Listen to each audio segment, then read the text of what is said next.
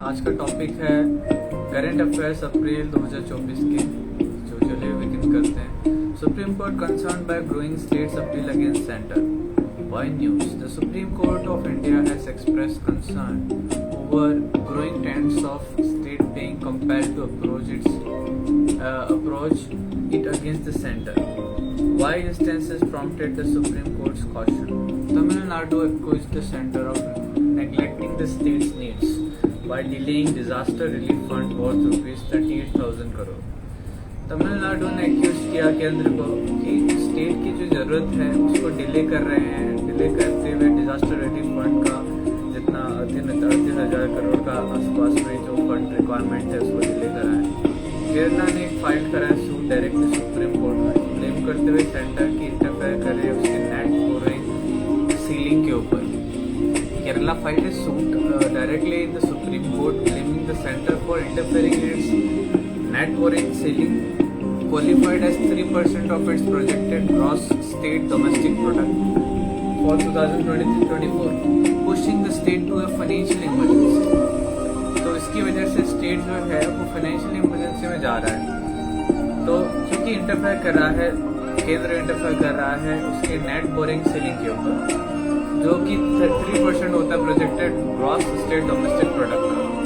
Gross जो state का domestic product है जीएसडीपी है, जो GSDP gross state domestic product है प्रोजेक्टेड वाला है, उसका 3% होता है नेट बोरिंग सीलिंग। उसमें इंटरफेयर करने की वजह से स्टेट को फाइनेंशियल इमरजेंसी में पुश कर रहा है। कर्नाटका ने रिक्वेस्ट करा है 18,171 करोड़ का नेशनल डिजास्टर रिस्पांस फंड के एनडीआरएफ के तरफ से एड्रेस किया जाए ह्यूमैनिटेरियन क्राइसिस जो आंसर नहीं करेगा 6 महीने तक। Karnataka request for 18,171 crore under National Disaster Response Fund to address a humanitarian crisis to be unanswered for 6 months. State argued that the center inaction violates not only the statutory provision of the Disaster Management Act 2005 but also fundamental rights of the people of the state guaranteed under the Constitution of India, including right to equality and right to life. तो state ने argue किया कि centre का जो action नहीं ले रहा है, वायलेट कर रहा है न सिर्फ स्टेचुटरी प्रोविजंस को, नहीं मतलब स्टेचुटरी ऑफ एक्ट बनाए हुए उसके प्रोविजंस को वायलेट तो कर ही रहा है, साथ में जैसे डिजास्टर मैनेजमेंट एक्ट है 2005 का, उसका स्टैट्यूट का एक्ट को वायलेट कर रहा है। बल्कि फंडामेंटल राइट जो कॉन्स्टिट्यूशनल राइट है स्टेट के राज्यों के लोगों के जो गारंटी करा गए कॉन्स्टिट्यूशन में वो भी वायलेट कर रहे हैं, जिसमें राइट टू इक्वालिटी और राइट टू लाइफ भी शामिल है। तो ये बातें हो गई कि इंस्टेंसेस हमारे ग्रोइंग स्टेट का अपील हो रहा है सेंटर के अगेंस्ट में, ठीक है। एस्पेक्ट देखा जो लेजिस्लेटिव रिलेशंस कॉन्स्टिट्यूशनल प्रोविजन की बात करें तो क्या क्या लेजिस्लेटिव रिलेशन है सेंटर स्टेट के बीच में। पार्लियामेंट के पास ओवरराइडिंग लेजिस्लेटिव पावर है स्टेट लेजिस्लेचर के ऊपर। Delineation of subjects in union list, state list and current list. Parliament's residual power to legislate on any subject not mentioned in the list. तो list में अगर कोई भी subject mention नहीं है तो उसमें पार्लियामेंट का पावर होता है रेसिडुअरी पावर। तो ये सब कौन से आर्टिकल्स में बताया गया, आर्टिकल 245 टू 255 में लेजिस्लेटिव रिलेशन। एडमिनिस्ट्रेटिव रिलेशन की बात करें तो 256 से 263 तक बात करता है। स्टेट को रिक्वायर करा जाता है कि वो फॉलो करे जो लॉ पार्लियामेंट ने बनाया है। जो कॉन्सेप्ट ऑफ कोऑपरेटिव फेडरलिज्म का एडमिनिस्ट्रेटिव मैटर्स में सेंटर का पावर है कि वो डायरेक्शन दे सके राज्यों को सब कुछ मैटर्स में। 256 263 बात करता है एडमिनिस्ट्रेटिव रिलेशंस के बारे में। फाइनेंशियल रिलेशन क्या है 264 to 293। Division of taxation powers का सेंटर और स्टेट्स के बीच में। और रूल इम्पोज करने का, टैक्सेस को शेयर करने का टैक्सेस को। फाइनेंशियल ग्रांट्स और रिसोर्सेज का स्टेट्स को ट्रांसफर करने का प्रोविजंस भी 264 से 293 तक बताया है। तो ये सब फाइनेंशियल रिलेशंस हैं, कुछ एस्पेक्ट्स बताए गए। तो मेन जो इशू निकल के आ रहा है कि तमिलनाडु, केरला, कर्नाटका ये तीनों ही राज्य है वो स्टेट को कंप्लेन कर रहे हैं, स्टेट से नाखुश है।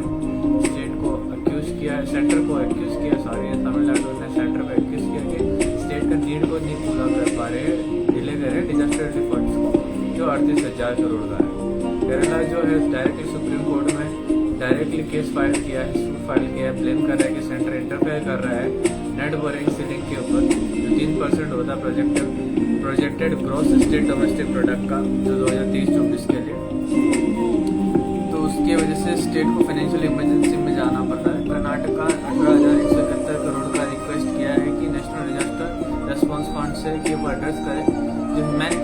क्राइसिस हो रहा है वो 6 महीने तक जिसको आंसर नहीं दिया गया उसको आंसर करा जाए इस पैसे के साथ। That's all about this video. If you find it useful, please like, share, subscribe my YouTube channel. Study Medes 8761. Do you want me to continue? Let's continue.